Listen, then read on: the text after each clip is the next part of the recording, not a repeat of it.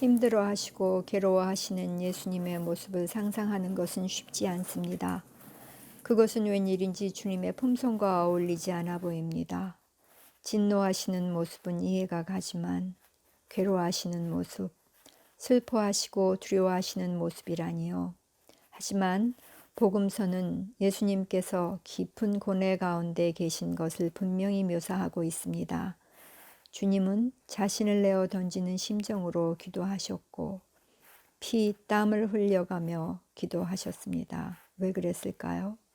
어떤 이들은 겟세마네 동산에서 보이신 예수님의 고뇌는 영적으로 이해한다고 말하지만 그것은 요점을 놓치고 있는 것입니다. 복음서 기자들은 예수님께서 체포되어 고난당하시고 십자가에 못 박히실 때가 가까이 오자 괴로워하셨다는 이야기를 꺼려하지 않았습니다. 그들의 눈에 주님의 고뇌하는 모습이 주님에 관한 믿음을 떨어뜨리지 않았던 것입니다. 주님이 당하신 일을 앞두고 인간이라면 누구나 느꼈을 감정을 예수님께서도 느끼셨던 것입니다. 이것은 성육신의 능력을 보여줍니다. 예수 그리스도 안에서 하나님은 인간이 느끼는 고뇌, 슬픔, 그리고 아픔을 느끼셨습니다. 우리 교회에는 여러 사람들을 돕는 모임들이 있습니다.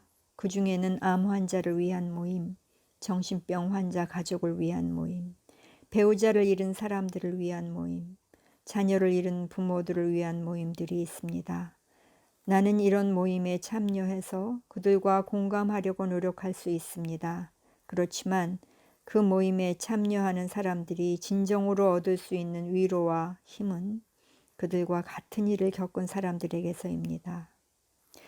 히브리서 기자는 예수님을 대제사장이라고 부르면서 그분은 우리를 위해 하나님 아버지께 가셨다고 말합니다.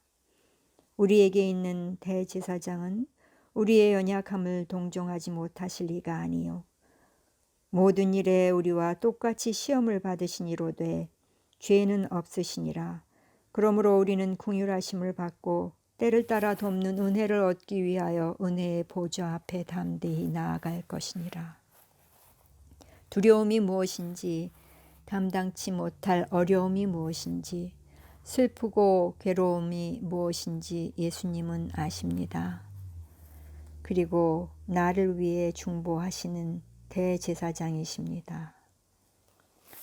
주님, 당신은 감당할 수 없을 만큼의 슬픔과 절망이 무엇인지, 그리고 우리의 앞길에 걱정스러운 것이 무엇인지 알고 계십니다. 내 고통과 두려움의 시간에 나와 함께 하소서. 내 의심과 절망의 순간에 나를 가까이 이끄소서. 환난 가운데서 나를 도우소서. 아멘.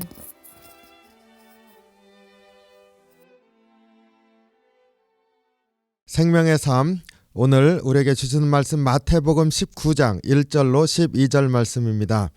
오늘 4절로 6절까지 말씀을 묵상하겠습니다. 예수께서 대답하여 이르시되 사람을 지으시니가 본래 그들을 남자와 여자로 지으시고 말씀하시기를 그러므로 사람이 그 부모를 떠나서 아내에게 합하여 그 둘이 한 몸이 될지니라 하신 것을 읽지 못하였느냐. 그런즉 이제 둘이 아니요 한 몸이니 그러므로 하나님이 짝지어 주신 것을 사람이 나누지 못할지니라 하시니. 예수님께서 하나님께서 창세기에서 창조하시고 아담과 하와를 이제 짝지어 주시는 것을 이제 인용하시면서 결혼에 대해서 이제 하시는 말씀입니다. 결혼식 때마다 우리가 많이 이렇게 읽고 권면하는 그런 말씀입니다. 오늘은 이 말씀에서 예수님께서 사실 바리새인과 논쟁에서 이 말씀을 하시게 되었는데 한 몸을 이룬다고 하는 것에 대해서 좀 묵상하기를 원합니다. 부부가 한 몸을 이루는 것이라 예수님께서 그 남자와 여자로 하나님께서 창조하셨고 그 둘을 부모를 떠나서 한 몸을 이루게 하셨다. 한 몸을 이룬다. 주님께서 한 몸을 이룬다고 하는 것을 강조하고 계시는데 이게 부부의 관계고 또 가정의 모습이고 또 예수님께서 또 부부를 설명하면서 예수님과 교회의 관계를 이렇게 인용해서 에베소에서 그렇게 하죠. 연관지어서 이제 설명하는 것으로 우리가 생각할 때 또 교회에서 한 몸을 이룬 그런 성도들의 모습을 우리가 말할 수 있다. 한 몸이라고 하는 것, 그렇기 때문에 굉장히 포괄적인 의미를 우리가 묵상할 수 있는 줄로 믿습니다. 한 몸이 된다 하는 것 우리가 이제 알 수가 있죠. 우리 몸으로 한 몸이 된다. 근데 영어로는 be united to his wife 이렇게 얘기를 하는데 연합했다는 거죠. 그래서 서로 연합한다고 하는 것을 이제 강조하고 있습니다. 그래서 부부에 관해서 얘기를 하는데 연합한다, 연합함에 있다. 가정의 의미도 연합함에 있고 또 이것을 확대해서 교회의 모습도 연합함에 있다 하는 것을 묵상할 수가 있습니다.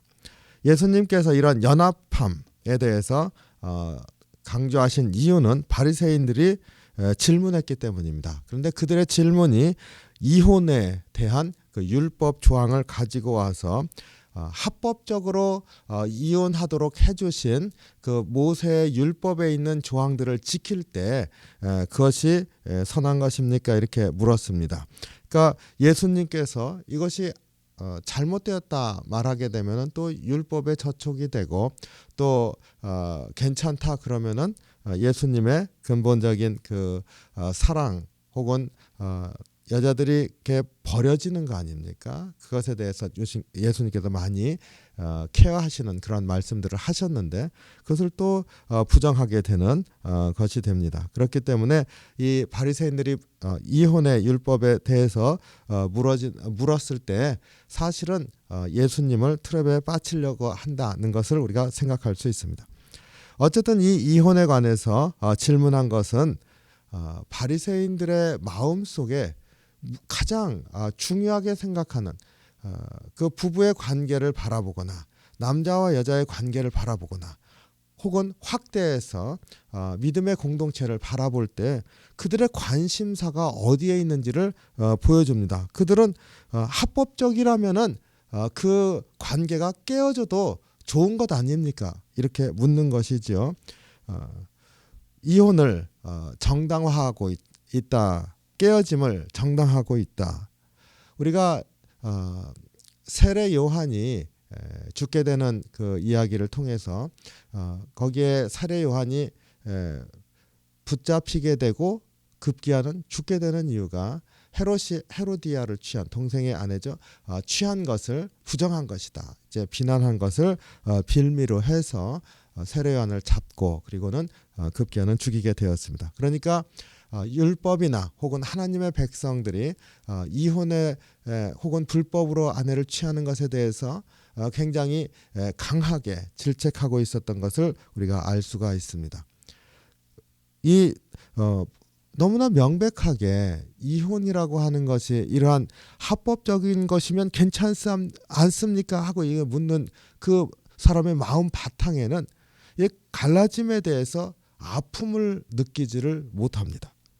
그들이 정당한 것 아닙니까? 하는 이러한 말을 할 수 있다고 하는 것에서 그러한 사람들이 또 많이 있었다고 하는 것도 생각해 볼 수가 있습니다. 그러니까 변호하려는 것이죠.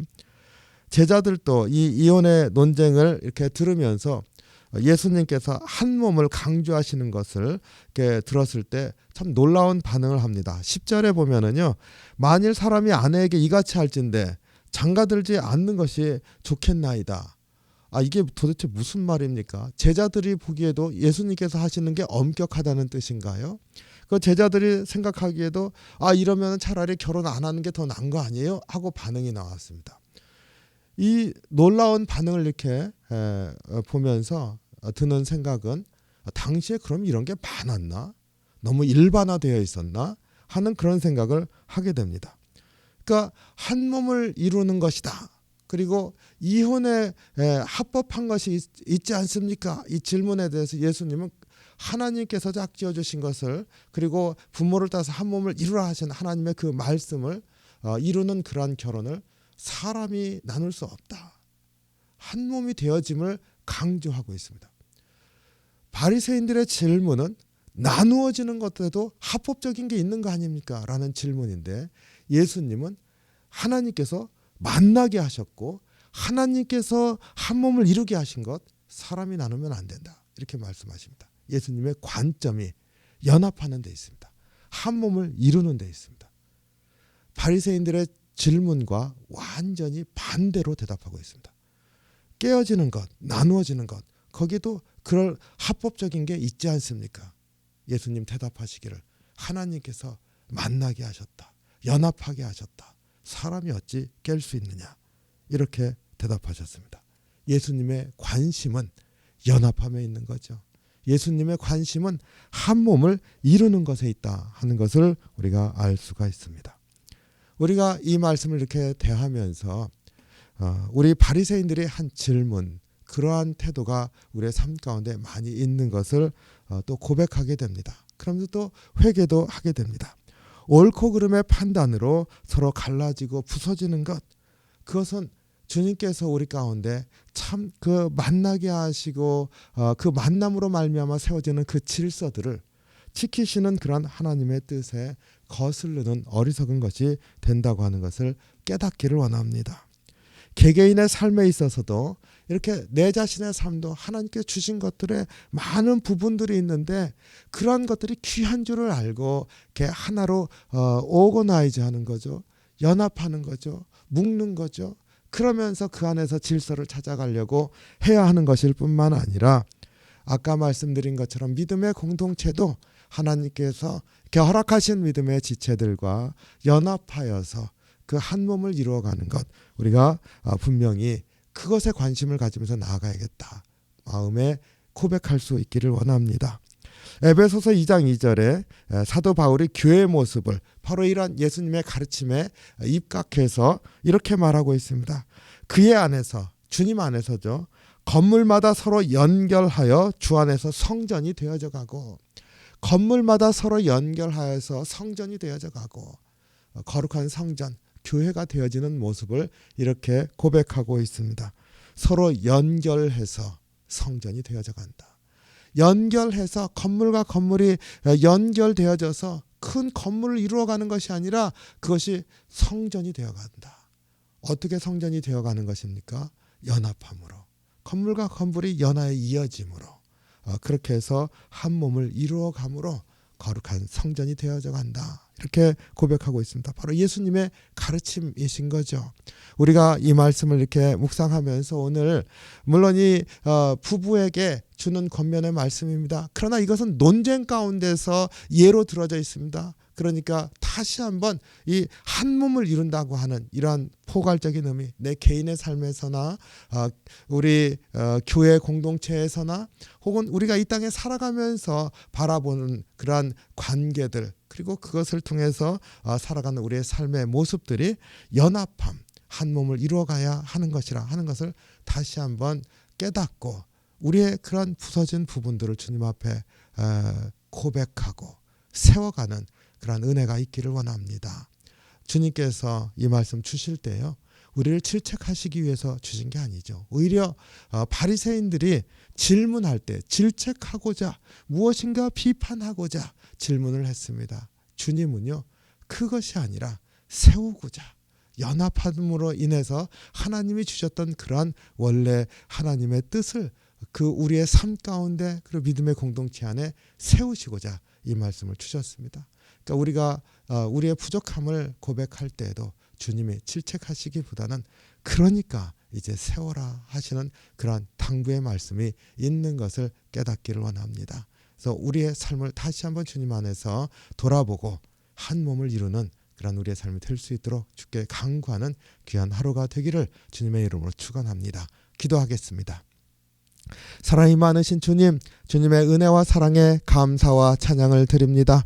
우리의 삶 가운데 참으로 부서지는 것들이 많이 있지만은 주님께서 세워주시고 한 몸을 이루어가는, 연합해가는 그래서 주의 성전을 이루어가는 은혜의 삶이 될 수 있도록 저희를 인도하여 주시옵소서. 항상 저희들의 삶에서 세상에 부딪히는 것들로 말미암아서 부서지는 부분들이 있습니다. 다시 한번 돌아보면서 주께서 주신 귀한 것들을 주워 담을 수 있는, 그래서 연합하고 다시 치유하고 회복하고 하나로 이루어져가는 그런 저희들의 삶이 될 수 있도록 인도해 주시옵소서. 오늘 또 주님 바라보면서 다시 한번 온전하게 회복하고 주님께서 이루게 하시는 그 연합함을 사모하는 귀한 하루가 될 수 있도록 인도하여 주시기를 간절히 바라옵고나오며 우리 지금 예수 그리스도 이름으로 기도하옵나이다. 아멘. 주기도문 하겠습니다. 하늘에 계신 우리 아버지여, 이름이 거룩히 여김을 받으시오며 나라의 마옵시며 뜻이 하늘에서 이룬 것 같이 땅에서도 이루어지이다. 오늘날 우리에게 일용할 양식을 주옵시고 우리가 우리에게 죄진 자를 사하여 준 것 같이 우리의 죄를 사하여 주옵시고 우리를 시험에 들게 하지 마옵시고 다만 악에서 구하옵소서. 대개 나라와 권세와 영광이 아버지께 영원히 있사옵나이다. 아멘.